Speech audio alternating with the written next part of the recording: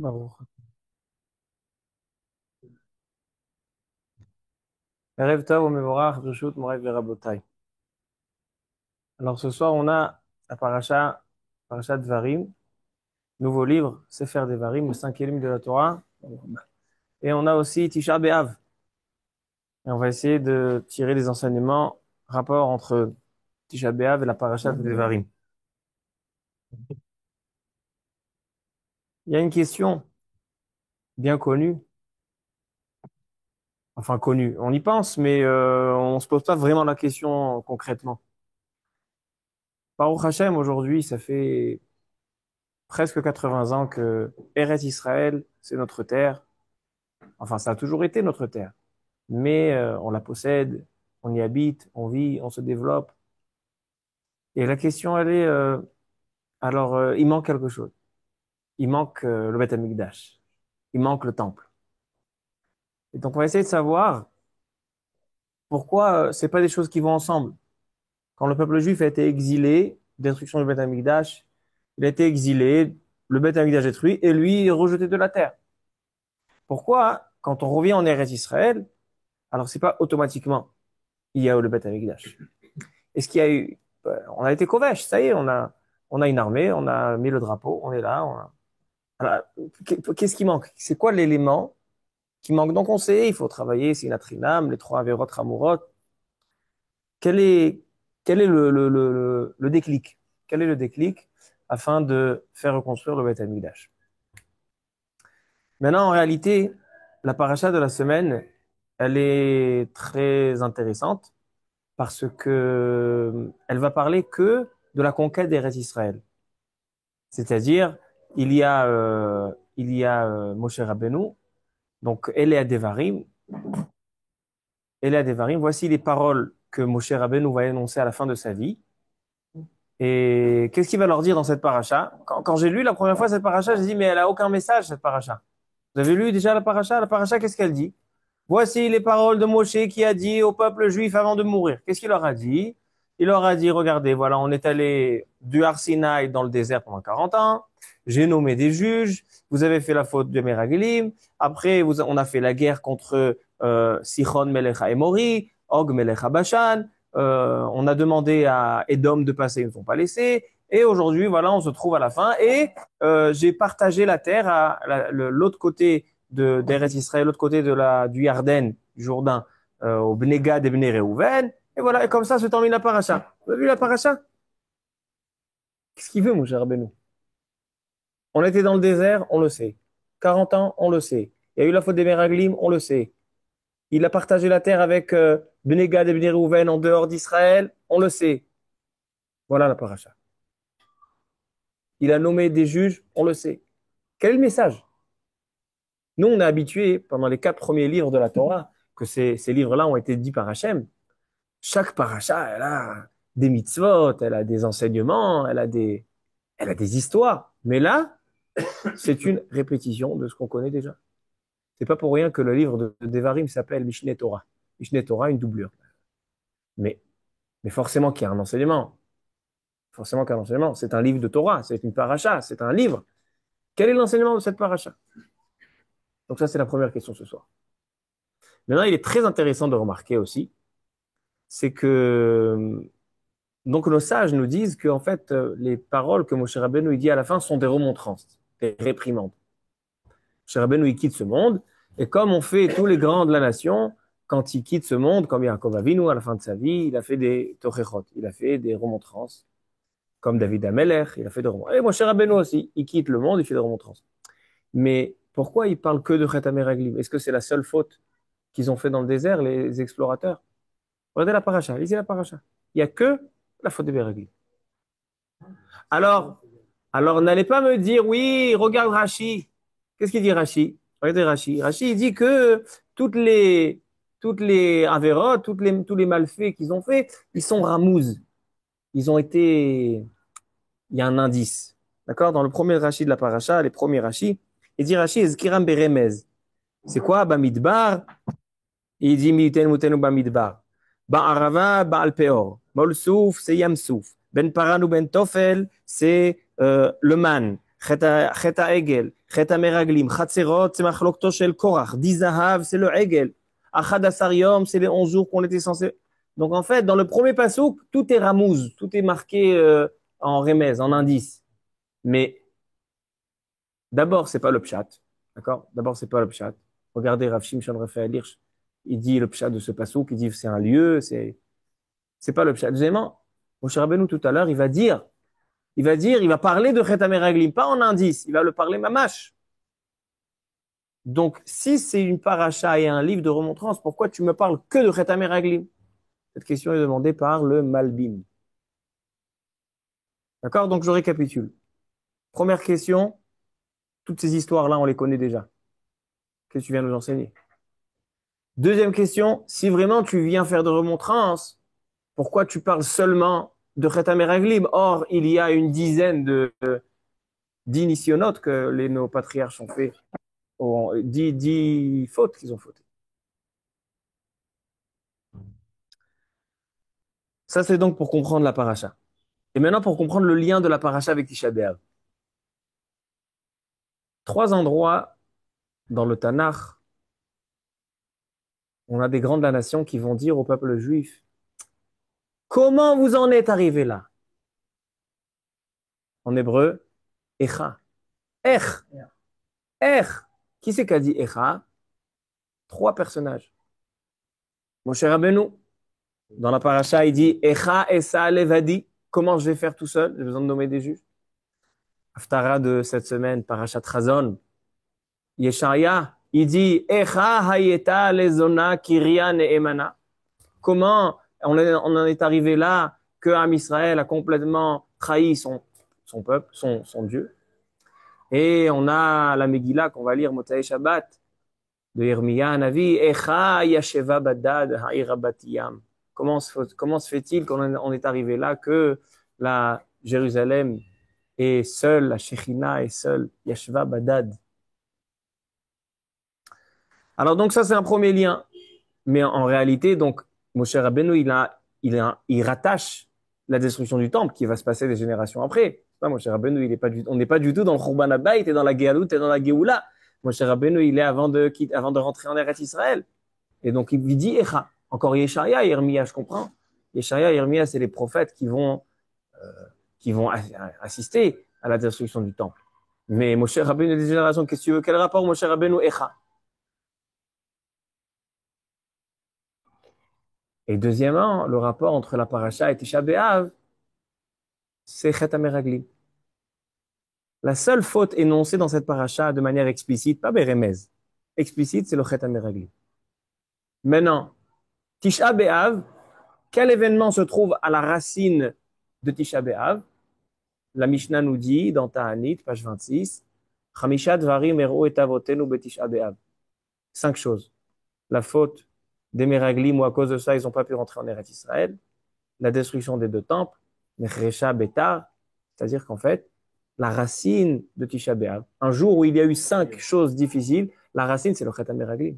Et c'est intéressant que la paracha qu'on lit tout le temps avant Tisha B'Av, c'est Dvarim, où il y a et le mot Echa et le Chet HaMeraglim qui est la racine de Tisha B'Av. Il va falloir comprendre ça. Il va falloir essayer d'approfondir. Ok? Alors donc, c'est ce qu'on va essayer d'expliquer ce soir, B'Siyata Dishmaya, et répondre à la question. On a conquéri Eretz Israël. On habite en Eretz Israël. On a une armée. On a des yeshivot. On a des Bate Midrashot. On a de la Torah. On a de la Kedusha. Alors pourquoi, qu'est-ce qui manque? Où il est le déclic? Comment on peut avoir le Beth Amikdash? Alors on y va, B'Siyata Dishmaya.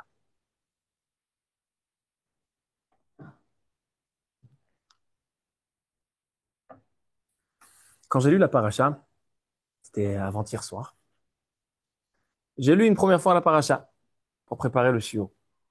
Il y a quelque chose qui m'a attrapé cette année dans cette lecture. Regardez le Perek Bet.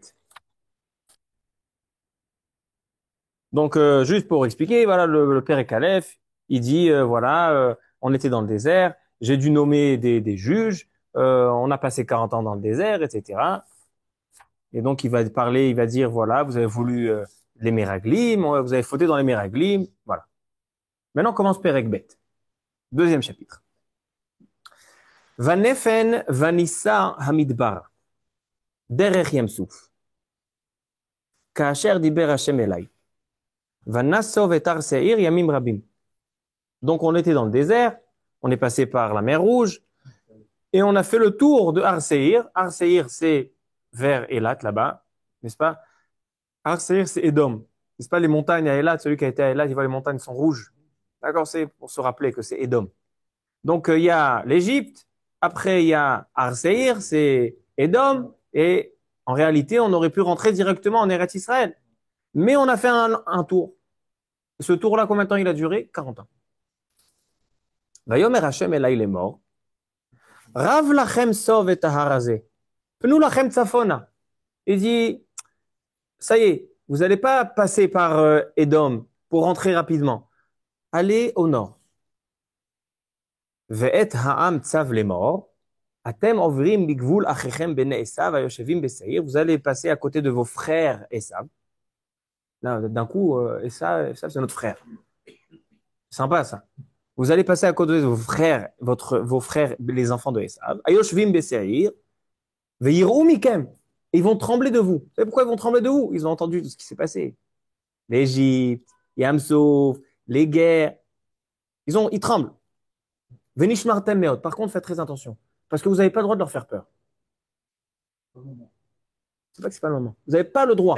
J'entends ce que tu dis. Mais vous n'avez pas le droit de leur faire peur. Altit garoubam. Kilo eten lachem me'artsam. Parce que je ne vais pas vous donner de leur terre. Ad midrach kafregel. Même poser le pied dans la terre de Esav, vous n'avez pas le droit.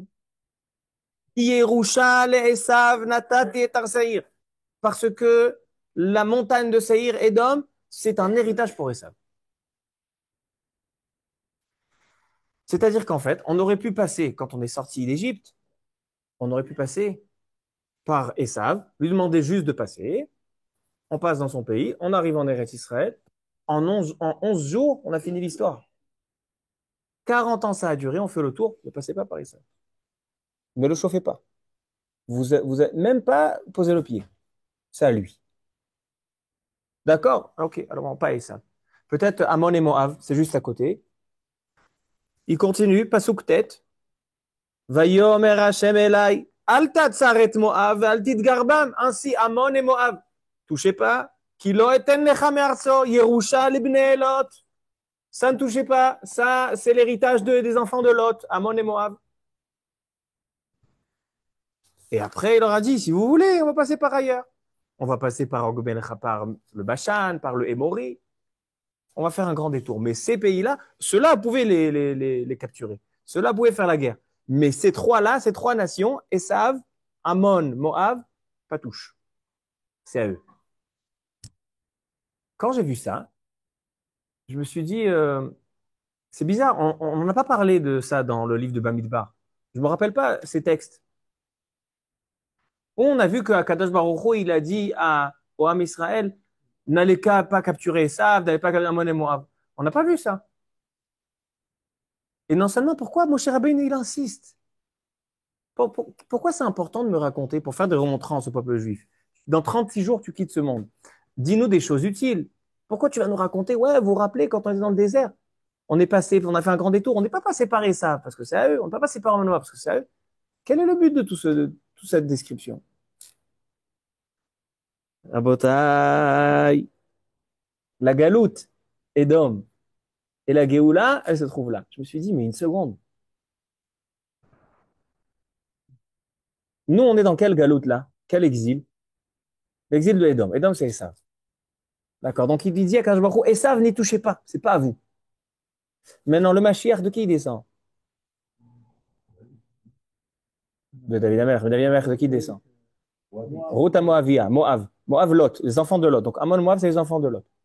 En fait, les trois nations que Am Israël ne peut pas toucher pour entrer en Eretz Israël, c'est les nations qui représentent la dernière exil, l'exil où on se trouve aujourd'hui, Galout Edom, et la délivrance, le Mashiach de Ammon et Moav. Je me suis dit, c'est sûr qu'il y a quelque chose ici. C'est ça le secret, c'est ça ce qui va nous rattacher l'enseignement de Moshe à Tisha B'Av. On a dit pourquoi Moshe il dit Echa, pourquoi Moshe il va parler de Chet HaMeraglim. C'est ça l'enjeu. Moshe Rabbeinu, il est en train de faire référence Pourquoi il nous raconte tout ça? Ouais, on était dans le désert, on a fait le tour, on est passé par... Parce que Moshe Rabbeinu, il est en train de nous expliquer l'histoire d'aujourd'hui. Moshe Rabbeinu, il parle pas de ce qui s'est passé à l'époque, il parle d'aujourd'hui. Il dit la terre d'Israël, l'endroit où vous allez vous installer, l'endroit où vous allez être vraiment le peuple juif dans toute sa splendeur, uni avec Hachem, il, il va passer par toutes ces choses-là. Il y a la galoute, c'est le désert. Après, pour reprendre, il va falloir capturer. Pas toucher à Esav, c'est la galoute Edom. Pas toucher à Ammon et Moab, c'est le Mashiach. Faire un tour. Et Rabotai, B'siyata d'Ishmaïa, j'ai trouvé que le natif de Vologine, il dit ce point-là. Il dit que dans cette paracha-là, on a beaucoup de Remazim à la galoute Edom, la dernière exil. Et le Malbim aussi va nous faire travailler ça. Alors venons, on essaye d'expliquer de manière simple, et avec ça on termine le chiot.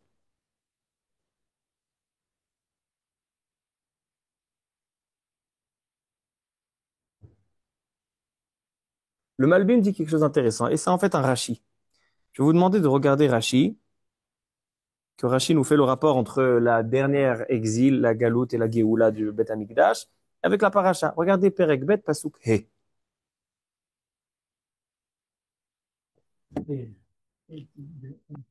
Il était écrit dans le Pasuk Altid Garubam.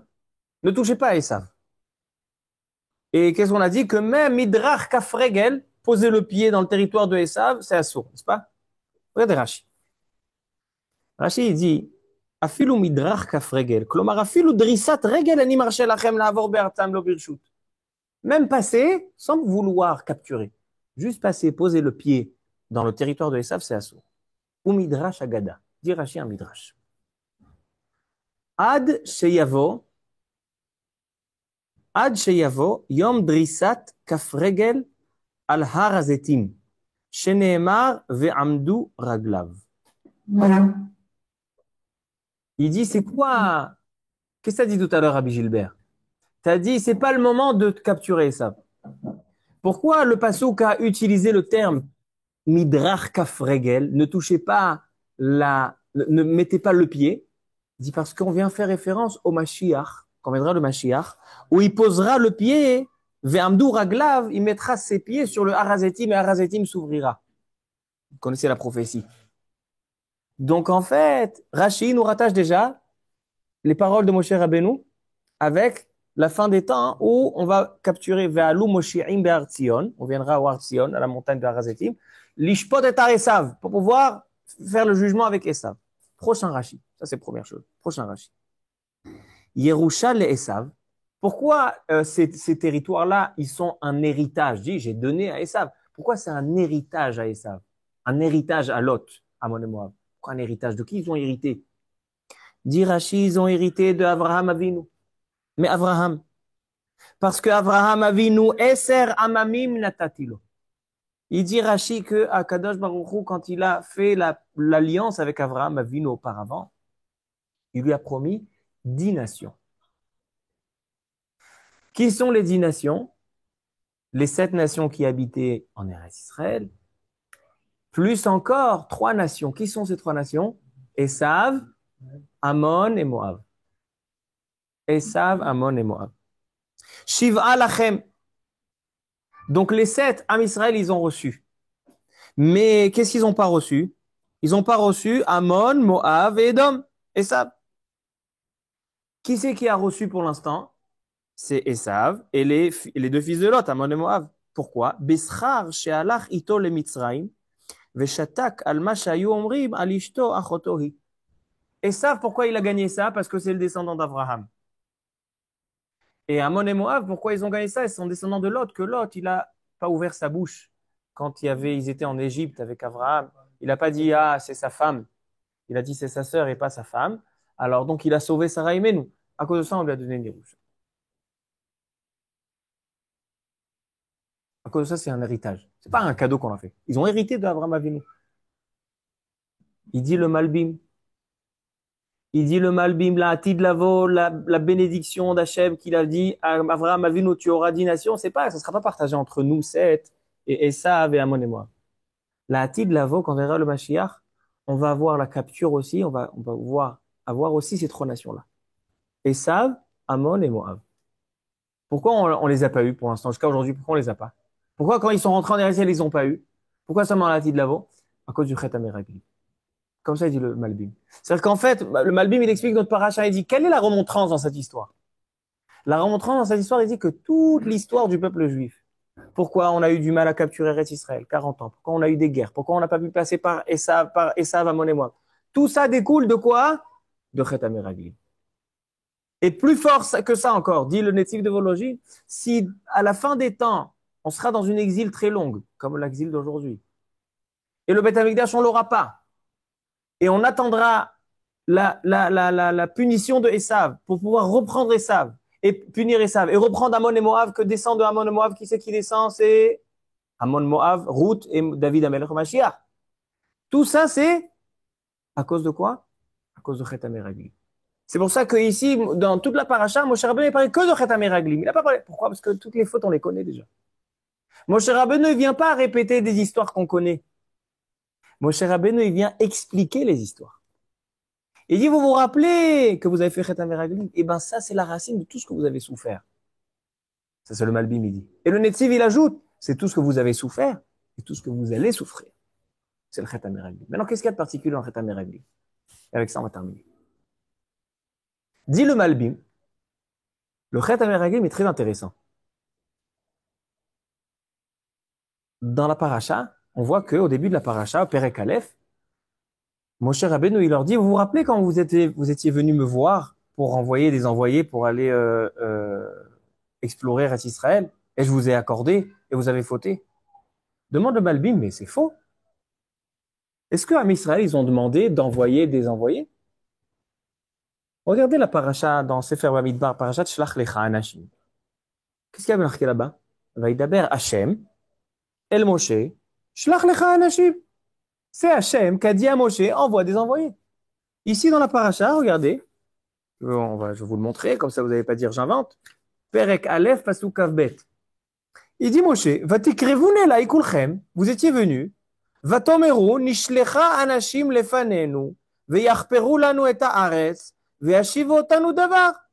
Vaïtav be'enaya davar, j'étais d'accord et je vous ai envoyé. Mais c'est pas ça qui s'est passé. Dit le Malbim, davar nifla. Il dit, Am Israël, en réalité, c'est Am Israël qui a demandé. Et Hachem a accordé. Alors pourquoi finalement ça s'est avéré en tant qu'une faute?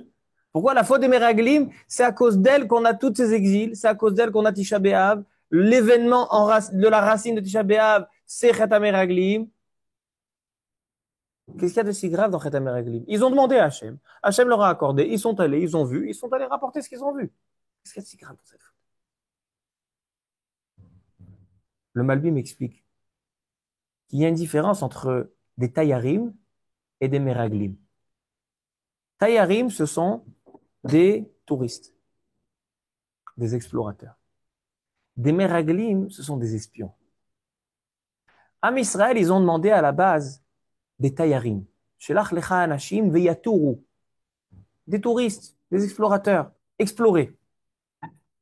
Mais ces Meraglim, Am Israël, qu'est-ce qu'ils ont voulu? Ils ont voulu plus que ça. Plus que des explorateurs. Ils ont voulu des espions. Et c'était ça leur faute. Explique le Malbim. Quelle est la différence entre un explorateur et un espion? L'explorateur, il va juste profiter. Un touriste. On part en Amérique, on va faire du tourisme en Amérique. Pourquoi on va en Amérique? Pour faire de l'espionnage? Ah, mais tu vas voir, tu vas regarder, tu vas voir New York, tu vas voir Miami, tu vas voir... Non, je vais explorer, je vais me kiffer, je vais regarder des belles choses, je vais dire Marabou Ma'asecha Hashem. Un explorateur, Am Israël, Akash Baruch Hu, il a dit, moi je suis d'accord que vous allez voir le cadeau que je vais vous donner à Eretz Israël. Allez explorer, allez kiffez-vous. Allez regarder, quelle belle terre, Mais eux, ils n'ont pas demandé ça. Eux, ils ont demandé des espions. Pourquoi ils ont demandé des espions? Ils ont dit, nous, ça ne suffit pas de savoir que c'est une bonne terre. On a envie aussi de savoir comment, techniquement, comment stratégiquement on va capturer Eretz Israël. Donc il faut aller voir. Est-ce qu'ils sont forts? Ils sont pas forts? Est-ce qu'ils ont des villes entourées de murailles, des villes fortifiées, des pas des fortifiées? Comment ça va se passer? C'était ça leur faute. Pourquoi c'est une faute? Dit le Malbim, étant donné qu'Hachem, il aura donné à Eretz Israël, Alpi Hachem. Maintenant, c'est quoi le pays Hachem? C'est un cadeau de Dieu. Maintenant, Hachem, c'est lui qui va décider comment ça va se passer. C'est lui qui gère comment donner ton cadeau. Maintenant, toi, tu vas essayer de trouver des stratégies, comment tu vas capturer Eretz Israël. Ça veut dire que tu es en train de montrer que c'est pas le pays Hachem. C'est ça leur faute. Et ça, c'est la racine de Tisha B'Av, c'est la racine de destruction du temple. Alors, permettez-moi juste de donner une explication à ça et on termine. Qu'est-ce que ça veut dire?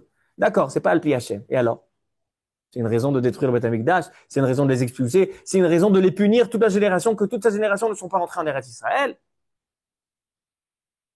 Alors écoutez le pshat d'Avar Nifla. Ah, Matok Midvash. Écoutez ça. Qui c'est le premier juif? Le premier Israël? Avraham Avinu. Avraham Avinu, c'est l'homme qui a eu l'alliance avec Akadosh Baruch Hu. Et Akadosh Baruch Hu lui promet Israël, il promet un peuple, il lui promet une terre. Pourquoi avec Avraham? Pourquoi pas avec Noach? Pourquoi pas avec Adam Arishon? Pourquoi pas avec Hanoch? Avraham Avinu, il avait quelque chose de particulier. Avraham Avinu, il avait quelque chose de particulier, c'est que Avraham Avinu a dévoilé le nom d'Hachem sur cette terre. Il a découvert personnellement, puis après, il a fait découvrir aux autres. Comme il est écrit dans le Passouk, Ve'et nefesh asher asu becharan, ce sont les vies qu'ils ont créées. C'est quoi les vies qu'ils ont créées? Avraham faisait la conversion des hommes, Sarah faisait la conversion des femmes. C'est-à-dire qu'en fait, pourquoi Kadosh Baruch Hu a décidé que Avraham Avinu, ça sera le père de la nation juive d'Israël, et à lui, il va lui donner la terre d'Israël? C'est parce que Hachem souhaite se dévoiler dans ce monde, pas seulement à travers les Juifs, à travers toute l'humanité. Et il a vu que la seule personne, que non seulement qu'elle a dévoilé Dieu pour elle-même personnellement, mais aussi qu'elle fait dévoiler extérieurement, elle annonce la présence d'Hachem à tout le monde, c'était Avraham Avinu. C'est pour ça qu'il lui dit, tu auras un peuple qui va me dévoiler, qui va me rendre présent, et tu auras une terre qui sera dédiée à rendre présent. Tu auras aussi le Beth Amikdash, l'endroit d'habitation d'Hachem. C'est un endroit où, en fait, dans tout le monde, on peut voir Hachem est présent. C'est le but de cette promesse à Avraham Avinu. C'est pour ça qu'Avraham Avinu, à Kadosh Baruch Hu, il a promis. Je me suis posé une question tout à l'heure. Si tu promets à Avraham Avinu une terre, pourquoi Kadosh Baruch Hu, il n'a pas promis à Avraham l'Amérique? À cette époque-là, il n'y avait personne en Amérique, n'est-ce pas? Ils n'avaient pas encore découvert l'Amérique. Donc en fait, pourquoi Akadosh Baruch Hu? Le monde est énorme. Il n'est pas occupé entièrement. On parle à l'époque d'Avraham Avinu. Pourquoi Hachem, il lui dit, je vais te donner Eretz Kenaan, l'endroit où il y a 7 nations avec des nations autour, un pays occupé. Pourquoi il lui donne, il promet un pays occupé? Pourquoi aujourd'hui, on se fait égorger par des bandits, par des Arabes, par des terroristes, parce qu'ils prétendent qu'on occupe leur terre? C'est vrai avant nous, il y avait des Arabes ici. Avant nous, il y avait des Knaanim. Mais Kadosh Baruch Hu, il a décidé de leur prendre. Et on se fait égorger à cause de ça. Pourquoi Hachem ne lui donne pas un autre pays? Il donne l'Amérique. Chose de mieux. C'est plus grand, c'est plus sympa, on n'a pas les billets chers à payer pour aller là-bas parce qu'on sera déjà là-bas. Nifla Beoter. Rabotai. Avraham Avinu, c'est celui qui annonce la présence divine, pas seulement à travers lui. Il ne retrouve pas Hachem chez lui, chez sa famille. Avraham Avinu, sa vocation, c'est annoncer une présence d'Hachem dans ce monde à travers toutes les nations. C'est pour ça que le pays dans lequel il va se développer, c'est obligé d'être un pays occupé par des nations. Parce que c'est en capturant un pays occupé par des nations, par la main d'Hachem, que les nations vont voir, ah, il y a la main d'Hachem. Si on donne à Avraham Avinu l'Amérique, qu'est-ce que les gens vont dire? Rien. Nous, on habite là. Il y a des Gaulois et des Juifs qui habitent en Amérique. Tout va bien. Mais lorsque tu prends le peuple juif et tu lui donnes une terre occupée, une terre qui ne lui appartient pas, une terre où il y a Esser Amim, 10 nations autour d'elle.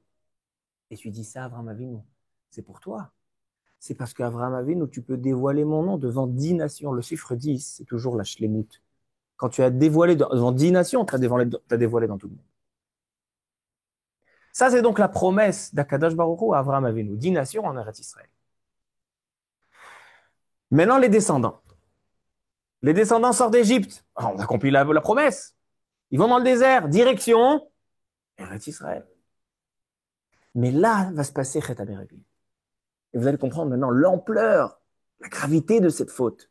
Que c'est cette faute-là qui se trouve à la racine de Tisha B'Av, la destruction du temple et notre exil jusqu'à aujourd'hui.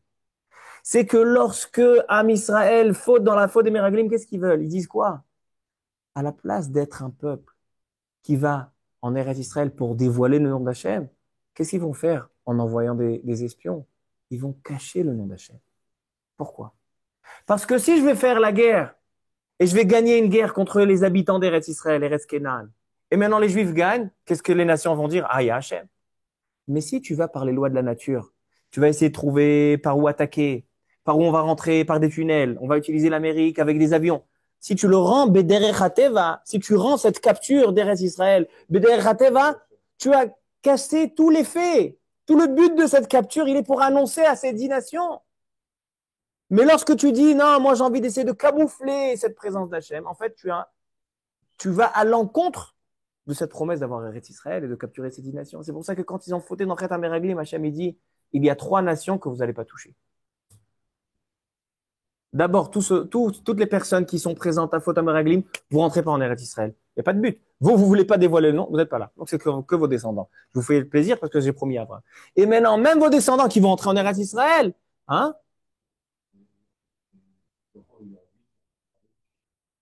leurs enfants, ils vont pouvoir entrer. Non, toi tu parles d'Aïroucha. Ils vont entrer. Non, ils vont rentrer. Maintenant, ils vont rentrer en Eretz Israël. Les descendants de toute la génération, toute la génération, ils ne sont pas rentrés.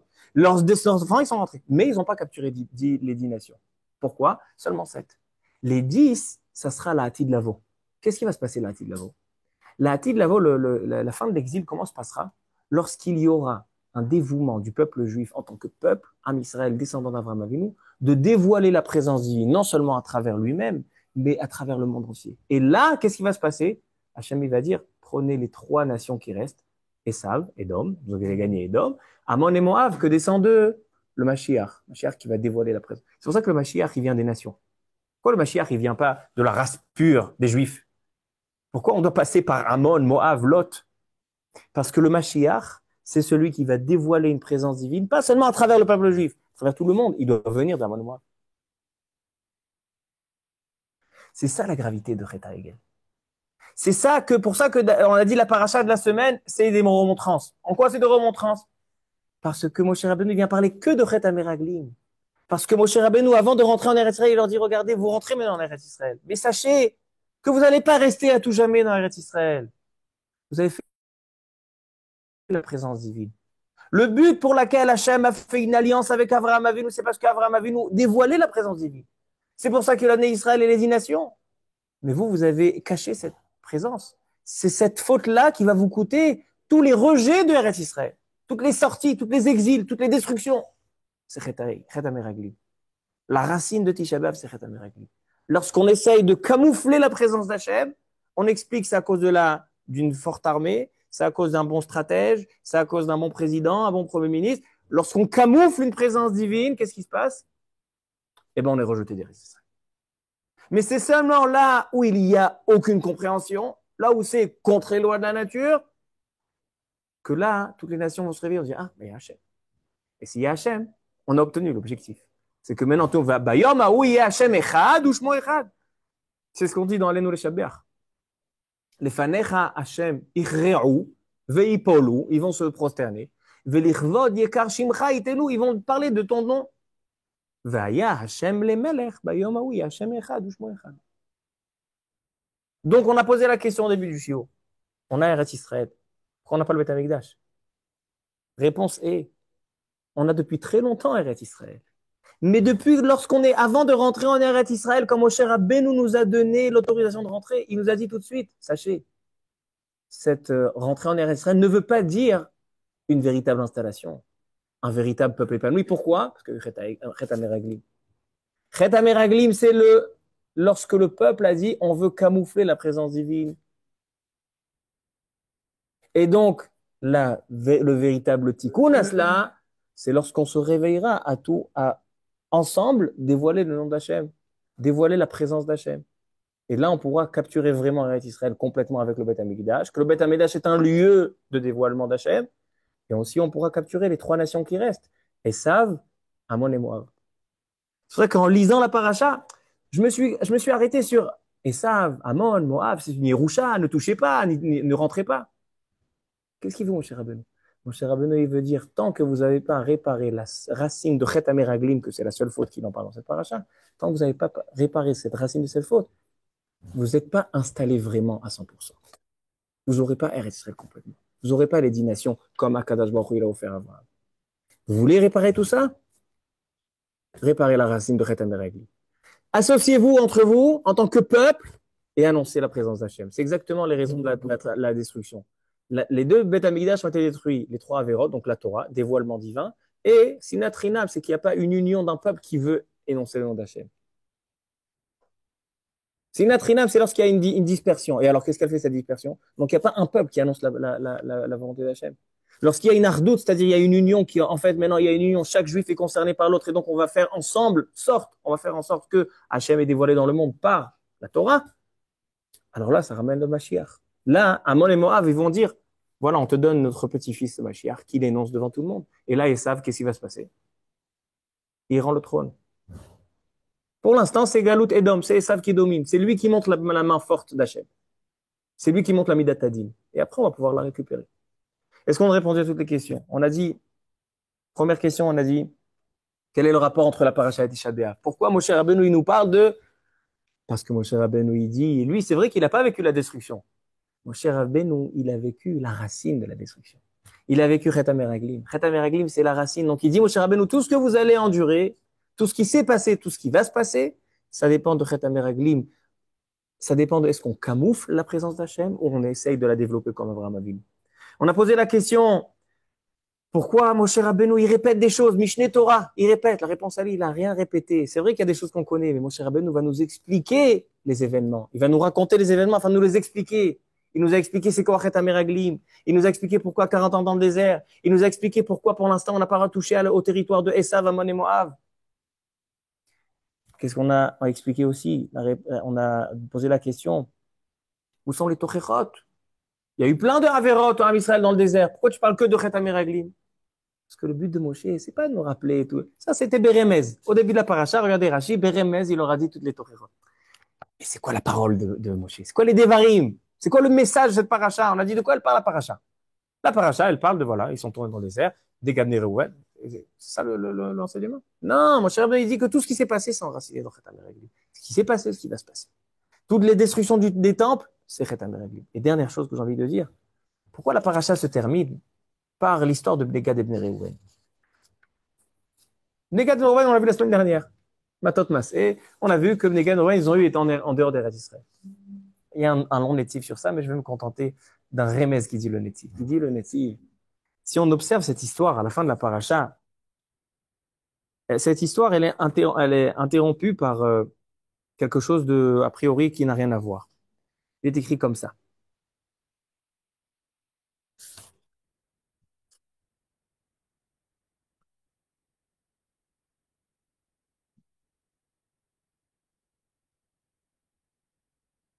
Il est écrit dans la fin de Perek Gimel, à la fin de la paracha.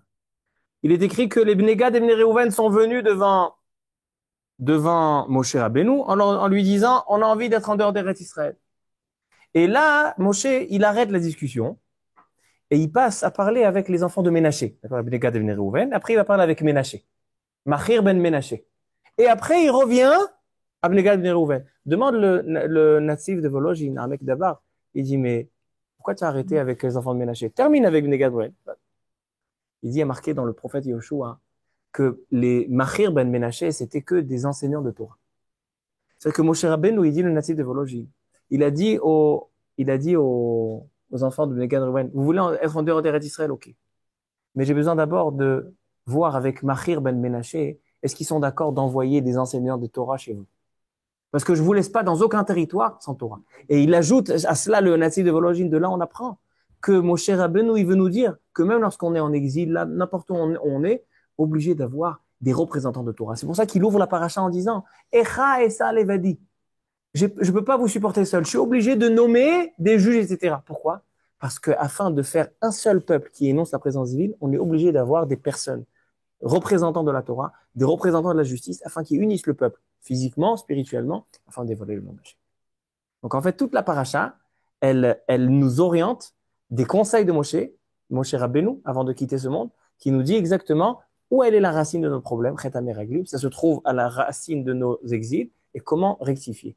En nommant des représentants de Torah, en mettant à l'évidence les enseignements de Torah qui sont là pour unir le peuple et pour donner le chemin comment dévoiler Hachem dans ce monde.